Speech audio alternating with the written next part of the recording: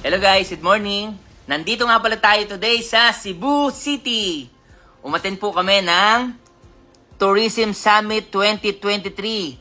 At dito po tinalakay at diniscuss ano po ang direction ng tourism sa Pilipinas. At ang good news dyan, awarded po pala tayo last 2022 being the leading beach destination, leading in dive destination, and best in tourist attraction in Asia.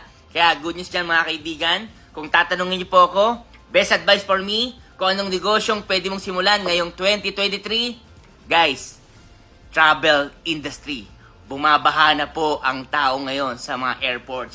Open na po ang mga borders. Kaya mga kaibigan, simulan mo nang magnegosyo ng travel business. Ang good news dyan, nandito po kami, Unified Products and Services, to make it happen.